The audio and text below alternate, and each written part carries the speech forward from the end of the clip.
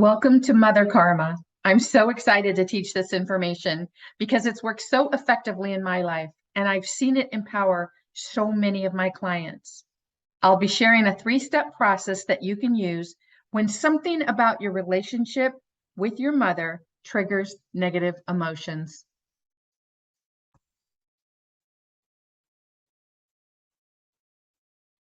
Mother Karma is about understanding karma and calibration. Karma is the blueprint for the emotional work you came here to experience in this lifetime. We're all here for our own emotional work. We were born from love and light and will return to love and light. During this time, we experience contrast, such as up, down, fear, trust, love, hate, happy, sad. Each of these contrasts either feels positive or negative. The negative emotions show you when you're out of alignment with your inner being, source, God, the universe.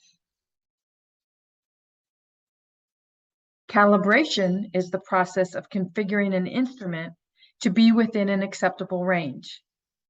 In other words, in alignment. In this case, the instrument is you. When you want more positive experiences, you can attract them by feeling positive emotions. If you're experiencing negative emotions in your relationship with your mother, you may be ready to end your karmic contract with your mother.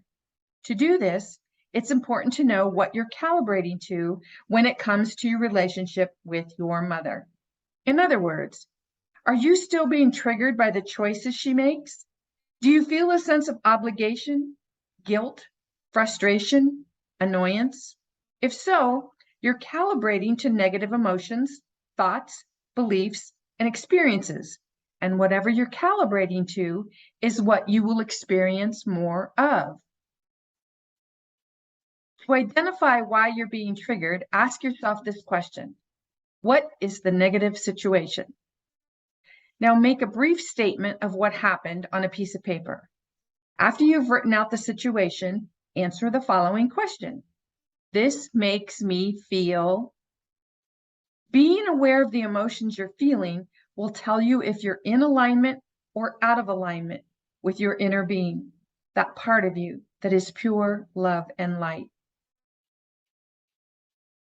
Something has triggered your emotions, creating your thoughts about this situation. Without even realizing it, you are now using this situation for calibration.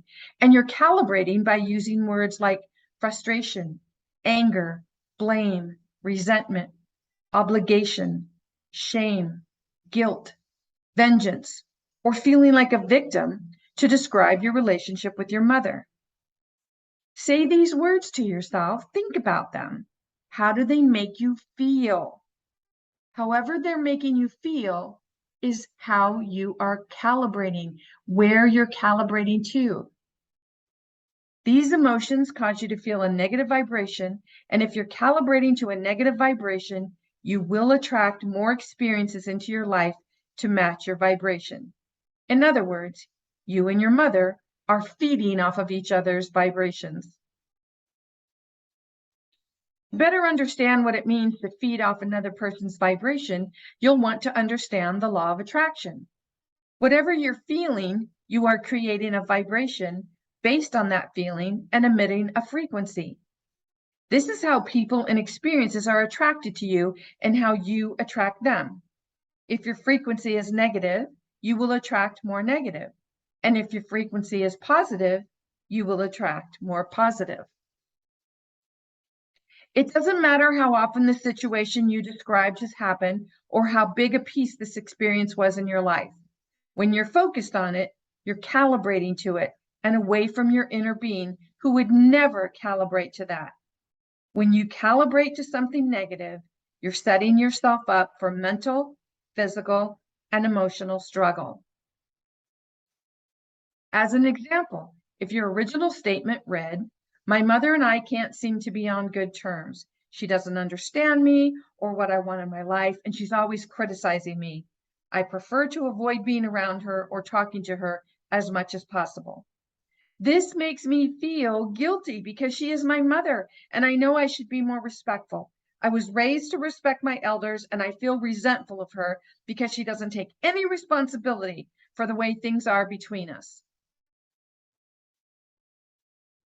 To turn this negative situation into a positive, start by adding one simple sentence to your statement. This statement would be, however, I dominantly feel these things about my life. Notice how your statement gets softened by giving your mind this next piece of information about the current subject. Your entire statement now reads, my mother and I can't seem to be on good terms. She doesn't understand me or what I want in my life, and she's always criticizing me. I prefer to avoid being around her or talking to her as much as possible. This makes me feel guilty because she's my mother, and I know I should be more respectful. I was raised to respect my elders, and I feel resentful of her because she doesn't take any responsibility for the way things are between us. However, I dominantly feel in my life that everything is pretty amazing. I have a job that I love. I love being in my relationships. I feel loved in my relationships with my spouse, and I know I'm well thought of by my friends and peers. Do you see how this can shift your focus when you think about the second part of the statement? By making this simple shift in your negative self-talk, you begin to calibrate away from negative thoughts, feelings, emotions, and beliefs to create positive vibrations around the same situation. Mastering your beliefs is about learning to shift from negative to positive in any situation. Now we're going to start with the 3-step process. Step number 1, ask yourself, how do I really feel? Whatever's going on in your mind, whatever thoughts you're thinking over and over and over about the relationship with your mother and the karmic contract that you have with your mother.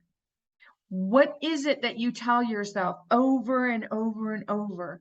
What are your thoughts? Pay attention to what you think, and then pay attention to how you feel about what you're thinking.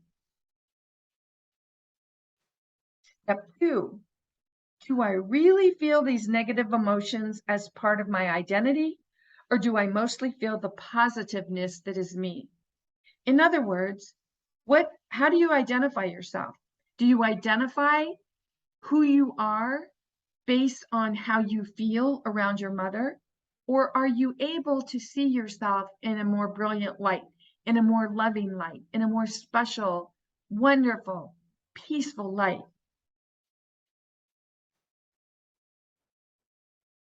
And the third question you want to ask yourself is, do I feel heard by the universe, God, source, my inner being? With this little bit of shifting your attention and know who you really are, you've laid new claim to who you really are and can put the negative situation into perspective and understand why it doesn't really matter. Those things that you're focusing on that are negative, they don't really matter unless you give them attention, energy, and focus and continue to vibrate with them.